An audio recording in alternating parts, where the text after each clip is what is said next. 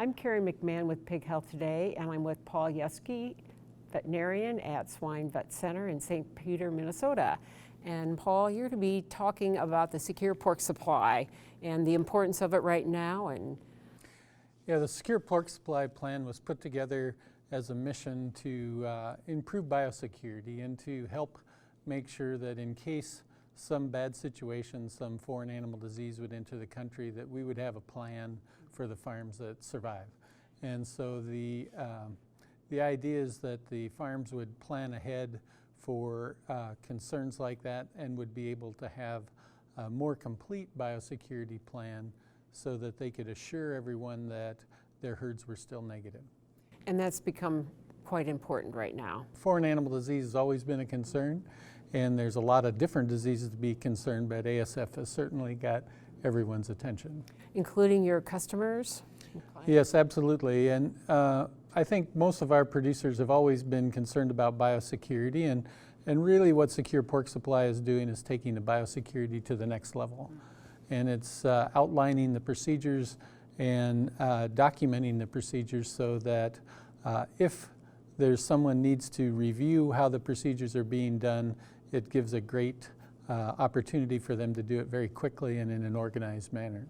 Do you have your clients involved in this program? And many of our clients have started the process, and many have already completed the process, and that's been one of our roles, to work with them to set up the biosecurity plans, to help designate the sites and draw the maps of the sites and help to make sure that that program is all set up properly.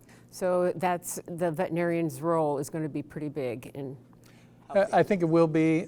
Certainly in some of the larger organizations, they may have their own internal people that will help to do that, but it's certainly going to be our role to help make sure that it's set up properly to begin with, and then certainly for some farms we'll be helping them to put it together.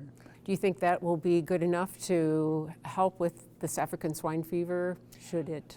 Yeah, I think it's the purpose is to be able to continue business if something bad happens. And so the purpose is to have all that documentations in place so that if we do need to move pigs, and our industry is built on moving pigs, and so if we do need to move pigs, we can assure people that we know the status of those pigs, we have a good biosecurity program, and that we can have good biocontainment.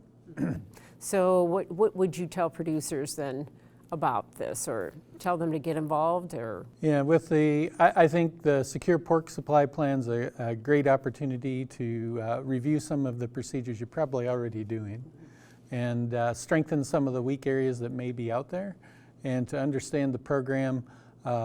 The veterinarian's role will be to help get those set up. The veterinarian's role will be also to help to validate those. And so some of the states are having, for the state officials, are asking that the veterinarian validate that the procedures have been set up properly and that they're complete. How about testing? Is there some training on testing? Absolutely, there's some discussions, and it's somewhat of a, as we go forward, we have to understand the secure pork supply is one thing, and then the state and federal regulations are another thing. Certainly everyone is trying to work together and be somewhat cohesive with it as we go forward and make sure that you don't have to duplicate efforts.